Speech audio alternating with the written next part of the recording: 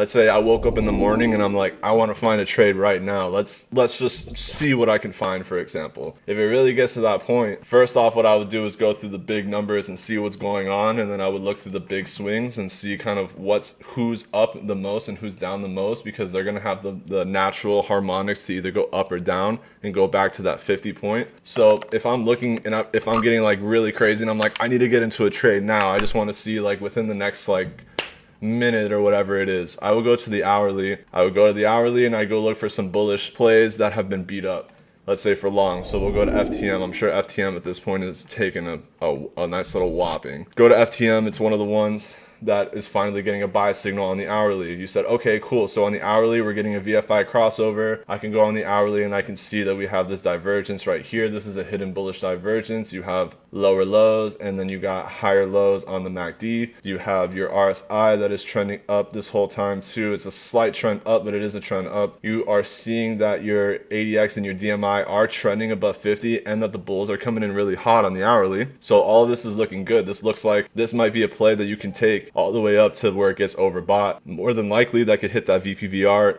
POC area. So your take profit, for example, if I'm watching this trade right now, I could say I want to look for a play to get to like this general area at like $1.19. Now from the hourly, I would drop all the way down to the 5-minute, and on the 5-minute you're looking overbought, so you don't want to buy in right now. This is looking relatively exhausted on a 5-minute. So I'm waiting for this to pull back down, and I'm waiting for these technicals on the 5-minute to match a time where it's pulled down, because when you're doing leverage trading, especially when you're doing intraday scalping, more than likely that just tells me that you're running higher leverage and you're just, getting a little riskier with it. So with that in mind, you want to make sure on the lower time frames that you're entering at the right time. So I can go down to the 5, it's overbought. 30 has some room and the 15 still has some room. So I would be waiting for my entries to wait for this to show some exhaustion and come down, waiting for the other ones to show that exhaustion and come down, and then I'd be waiting for the 5-minute to find some sort of support. So we are seeing a lot of bullish trending right now. We're seeing a lot of activity. Your DMX and your ADX and your DMI are trending really strong for the bulls, and even though we're seeing this price pull down, you're looking for some sort of critical support or anything like that. So be it a support on the LRC,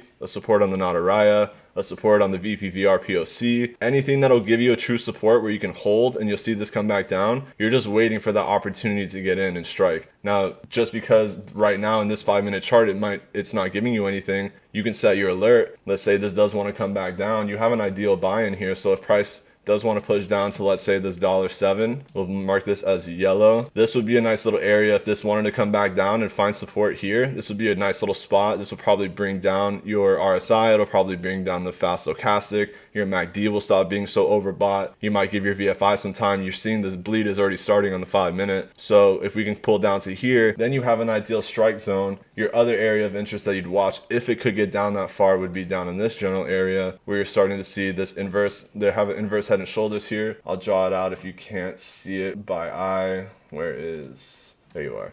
So you have shoulder, you have head, you have the other shoulder. This is matched by a neckline that's flat, and your shoulders themselves are leaning bullish, which means that your right shoulder is a little bit higher than your left shoulder. You can match that by using a trend line and matching from the bottom to the bottom. Now you can see the head and shoulders is actually in an uptrending movement. You held on the right shoulder, you got this nice pump. Based on what we see here, you could potentially see right on the shoulders is another really good area if price kept pushing down. This would be a nice spot to find a support as well if this wanted to keep breaking down, because this would be a critical support that used a major candlestick pattern in order to reverse trend, because an inverse head and shoulders or head and shoulders are reversal patterns. So this could be a nice little double bottom of, hey, we broke this head and shoulders on the 5-minute, we came down, we confirmed the support, now we're ready to fucking move. And we're starting to see this 5-minute is getting a nice little bleed right now. So if you would have looked at this on the hourly and looked, oh man, I might be getting a really good position, everything is looking green. No, you got to be a little bit more patient. You got to get into the 5-minute or lower. And then you would have seen that that was not the right time to enter, because you would have been automatically bled out. If you're running a 50x, chances are you're probably down like maybe 40% right now, if that,